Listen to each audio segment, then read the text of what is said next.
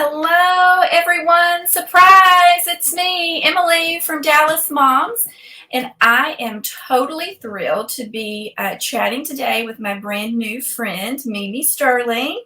She's the CEO of the Family Place, and she is joining me today to talk about a very important topic. So, first, I want to say welcome, Mimi. We're very glad to have you at Dallas Moms.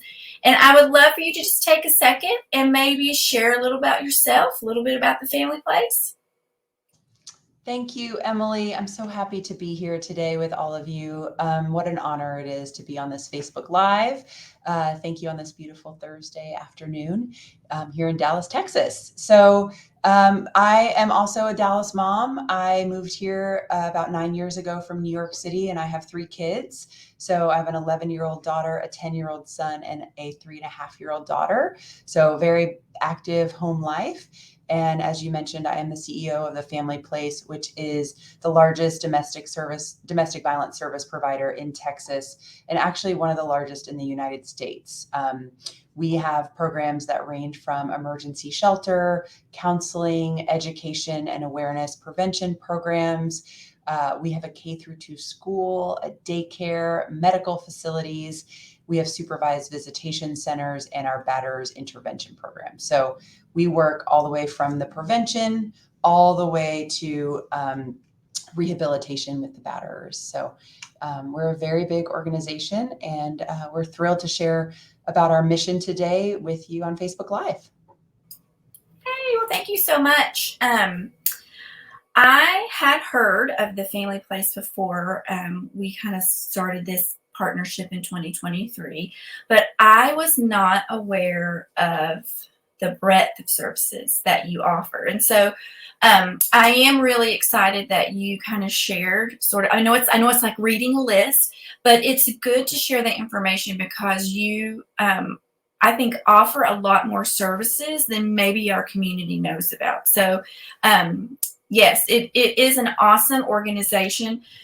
Dallas Moms, we partner with one nonprofit every year, and we try to take that whole year to do a focused effort on the way that organization is helping women and children. Hello, we're Dallas Moms. Helping women and children in our community.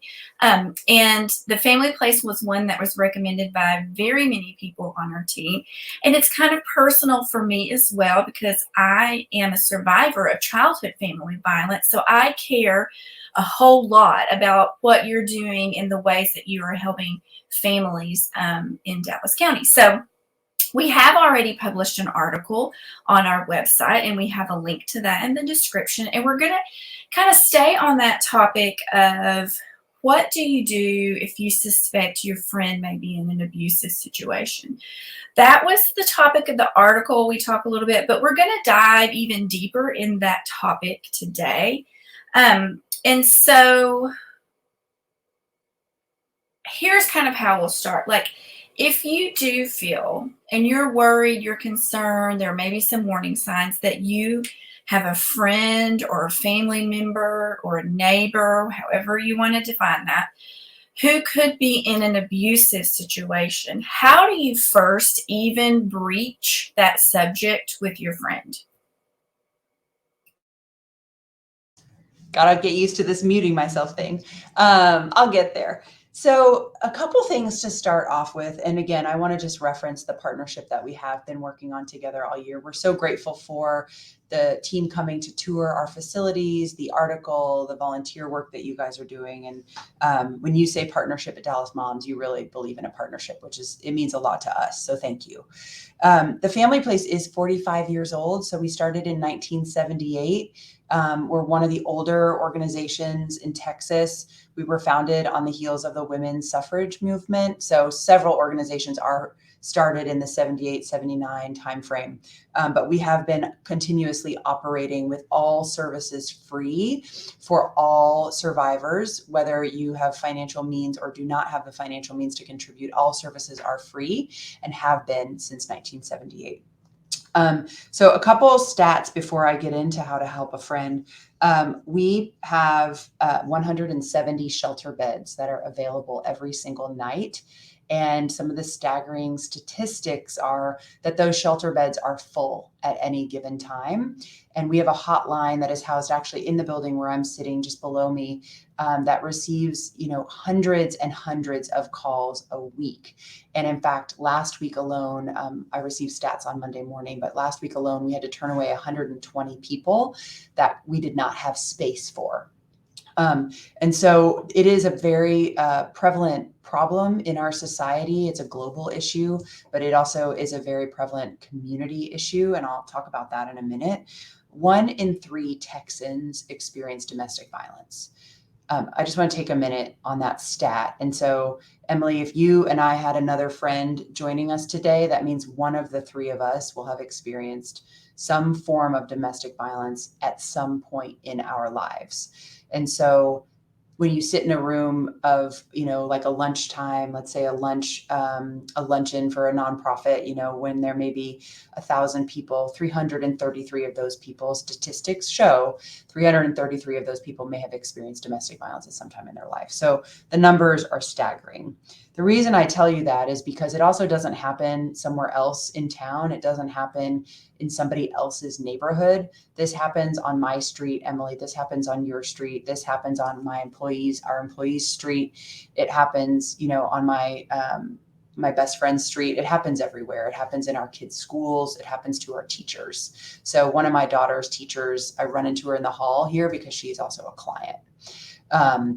So I think one of my key messages is domestic violence happens, and it's not something that should be hidden away in the shadows. And we'll talk a little bit about more what that looks like as well. But a key element of understanding domestic violence is what is it, and what isn't it. And so the fact that it does touch 1 in 3 people in Texas, it comes in many forms. So abuse is certainly physical, right? So if you can understand if someone comes, to work with a black eye or grab marks on their arm, that is what physical violence can look like. But abuse can also be verbal abuse. It can be emotional abuse, and it can be financial, and it can also be sexual abuse. Being pressured into sex with your partner, even though you're married, but if it's not something you want at that time, that is sexual abuse. And that can happen in a marriage. That's a common misunderstanding as well. And so financial abuse can look like not having access to your own funds, not having your own bank account. And even if you don't have your own job, it just means not having access to funds. If you have to ask permission for grocery money or ask for money to go, buy the basic necessities, that is not typically a healthy financial scenario. So something to look into. And then emotional and verbal abuse, name calling, taking away someone's dignity. Those are all pointers to verbal and emotional abuse. And that is domestic violence. It is emotional abuse. It's family violence. It's emotional abuse. So just to keep in mind what that looks like. Again, it's not always a black eye. So your question is, what do you do? Well, there are lots of ways you can help a friend. And I think the number one key to think about is how to help identify when someone is struggling, but also not assume or accuse that something is happening. My computer just went dark. Hold on a second. There we go. Came back.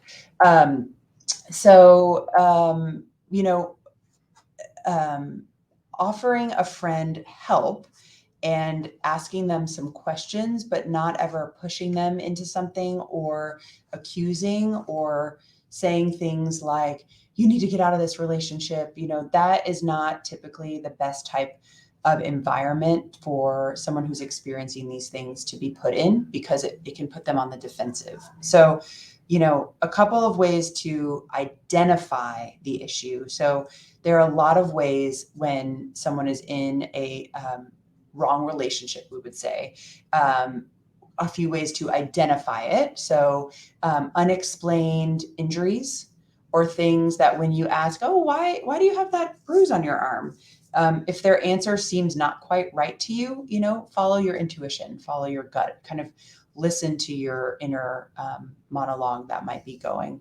Another thing that you can look for is canceling plans at the last minute.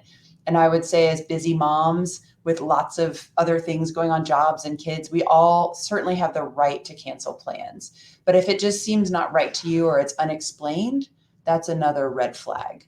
And all of these things are listed on the Family Place website.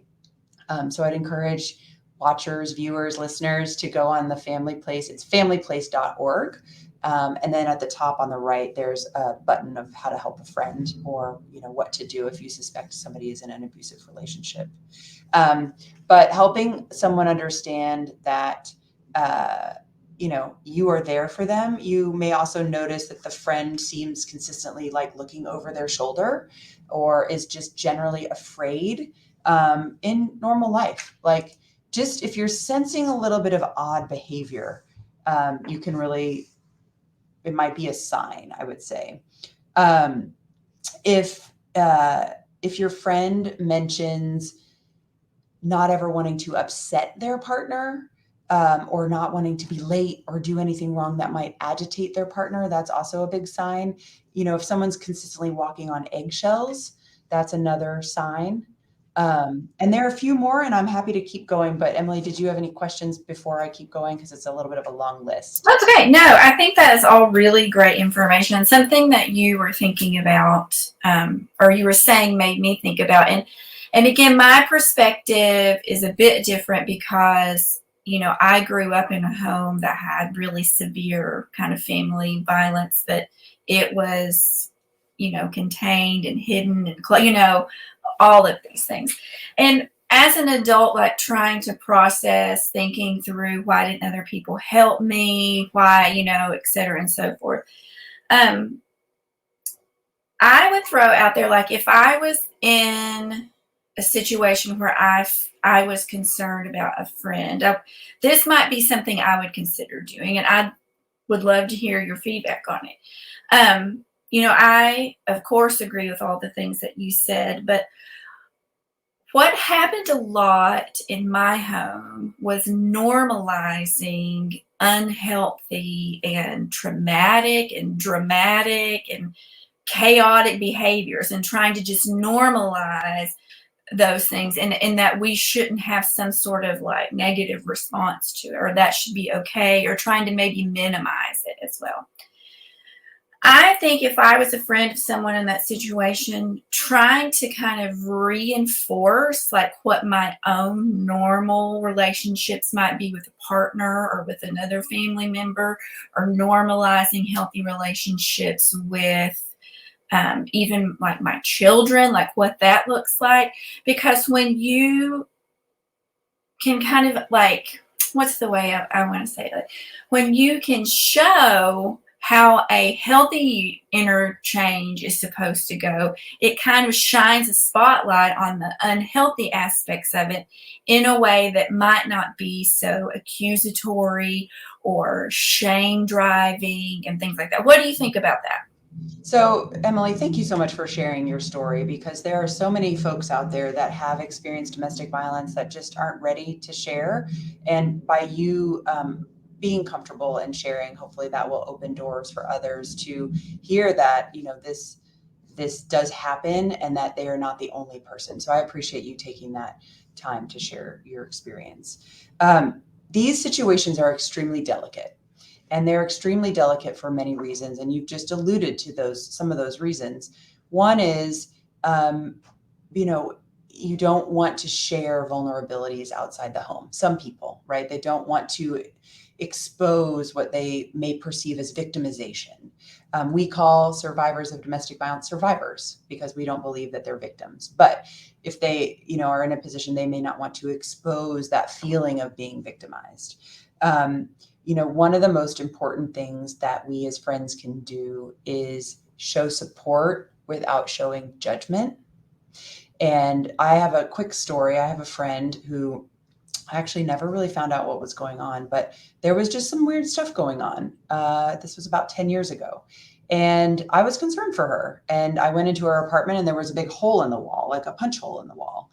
And I am a very big-hearted, caring person that's quite extroverted. And I said to my friend, I'm worried, like, what's going on? This is so, blah. I kind of overreacted. And she didn't want to be my friend anymore. And that was really, really hard for me because I didn't know how to help her.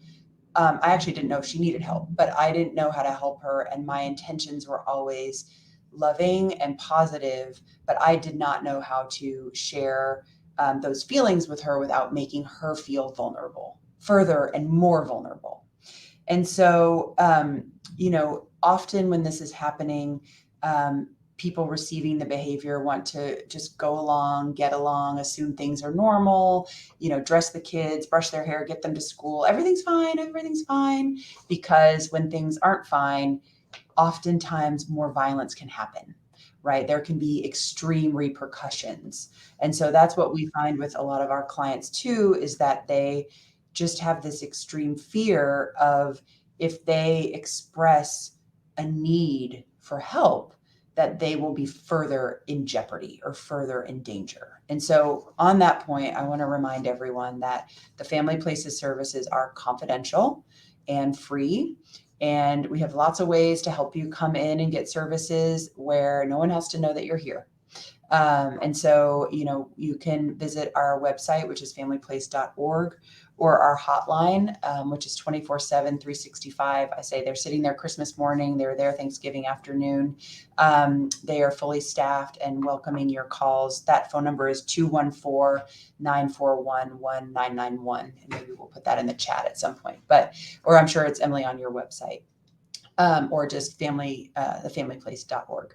So thank you. I like that. That's cute. Good job. I'm pretty new to all this stuff.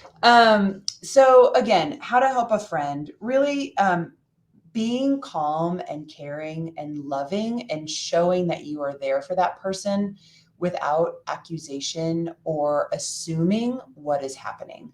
A big part of going through family violence is not really sure what is going on. Like when it's someone who is supposed to love you in the place that is supposed to be your safest place, your home, it can be very disorienting and very confusing that you're supposed to be safe in your bedroom. You're supposed to be loved at home. And when those realities are not what is your reality, it can be very confusing. And so in order to help a friend, one of the most important phrases that can be said is, this is not your fault, and I'm here to help when you're ready. And so not any pressure, not any timestamp, certainly no ultimatums, he's hurting you if you don't leave, we can't be friends. Like that is not going to be helpful. And so just presenting, and Emily, I'd love your feedback on that. If someone had said something like that to your situation, would that have helped? This is not your fault. There's help. There are other people that are going through this. Would that have helped you? I mean, my situation is a tad different in the fact that I wasn't an adult, right? So I had Sure. no power in the situation to make like a, massive difference unless I made an outcry.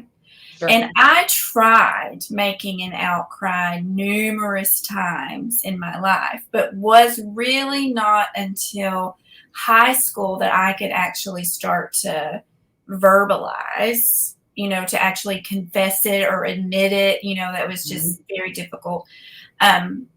Through my other childhood years, I came up with a lot of like pretend problems that I would try to talk to the counselor about, and that I didn't even appreciate at the moment was me actually trying to make an outcry.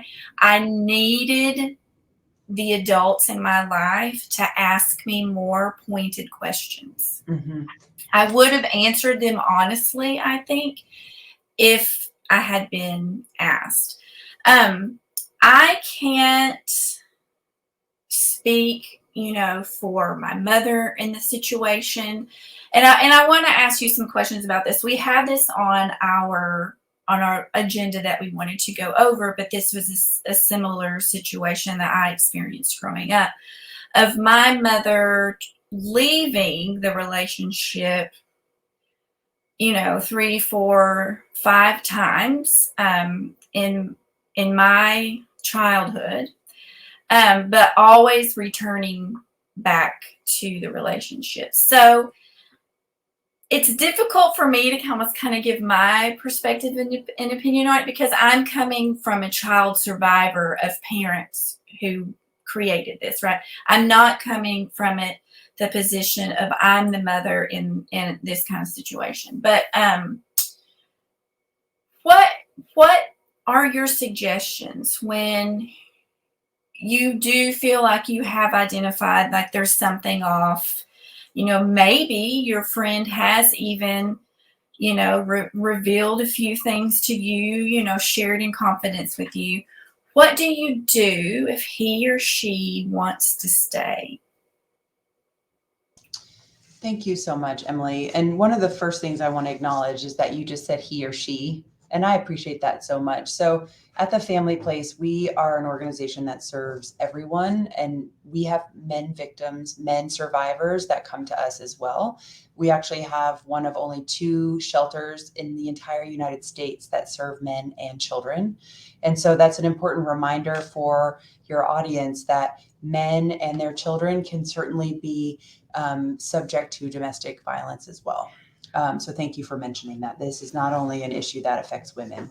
So what can we do to help those that are choosing to stay? So stats show that it takes an average of 7 times for someone in an abusive relationship to leave. Now, why is that? There are so many reasons. There could be, children, pets. You live in the house. You don't want to leave your house. You share a bank account. You have common assets. Like, there are so many reasons why it's hard to leave. You actually love this person, which I would assume would be the case because you're in a relationship with that person. So it is very, very, very, very difficult to leave. And we served over 19,000 people last year, and the majority of the people that we serve come through our counseling services. So there is help if you or any of your listeners, watchers, viewers need shelter. And so that's someone who needs an urgent place to go that is outside of the current place that they're staying for themselves and their children. And we also have a pet kennel, so we welcome dogs and cats. Or they may still choose to be at home and get counseling. And so a couple of things that we can do to help our friends that are staying in the situation, to go back to your point. One is to maintain the relationship with your friend and be there for your friend without passing judgment and offer that friend resources. Remember, this is not your fault and I'm here for you, right? So we're going to keep saying that, but also know that you can give them resources. The Family Place is here. There are other organizations, Genesis Women's Shelter, New Friends, New Life. There are many more organizations than just the Family Place, where a whole host of services can be received.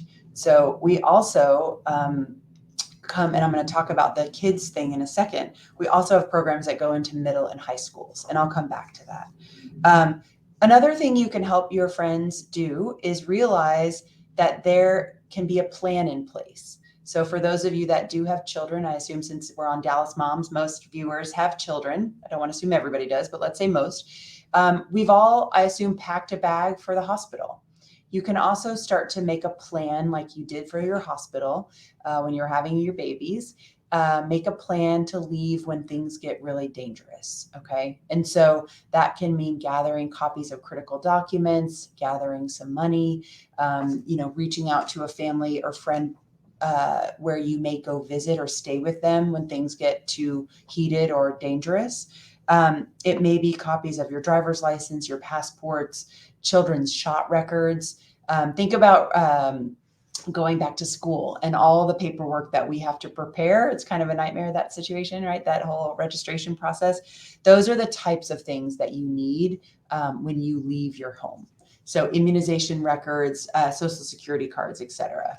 So medical records as well. So being supportive and being patient and knowing this simple statistic that it takes an average of 7 attempted departures to actually leave for good. And some of our clients choose to stay in the relationship.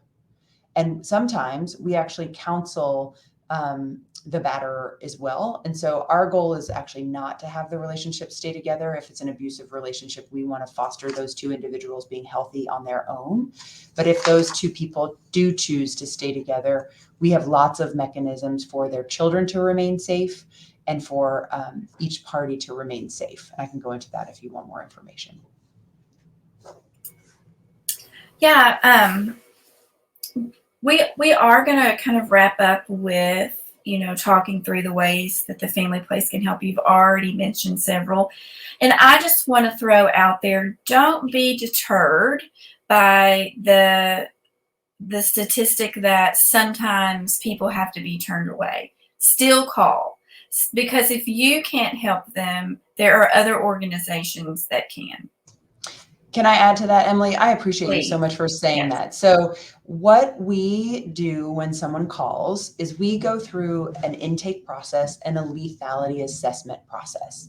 And so our hotline intake specialists are extremely highly trained, and we work with them to make sure that they have, all their skills are very well up to date. But what happens is we provide some form of safety planning to 100% of the people that call us. And so I thank you for pointing that out. I don't want to say we don't answer the call, because we answer 97 to 100% of our calls, which is great. And we make sure that there is 100% some form of safety planning. And what is safety planning? Safety planning could be park your car nose out tonight. So if you need to leave, you're faster out of the gate. It could be packing your safety bag. It could be alerting a friend that you may need some extra help in the next couple days. There's some very simple ways to make sure that you're remaining safe and that you're able to make some good decisions as you navigate the situation that you might be in. But yes, we help every single person that calls us. And we also might not be the right organization for those callers. Sometimes people have other needs that may be outside of the family place. We are highly connected in Texas, actually across the United States. We recently have helped someone relocate to New York. We've had someone relocate to Pennsylvania, and we've helped several people in this general area get to Arkansas, Louisiana, et cetera. So we are a full service provider. It is not just shelter, and it's not just counseling, but it's everything in between. Okay, well, thank you very much for chatting with us today, again, on this very important topic. You can still see the website URL there. You can definitely go look, and they'll have the hotline number. They have their services and other resources listed there.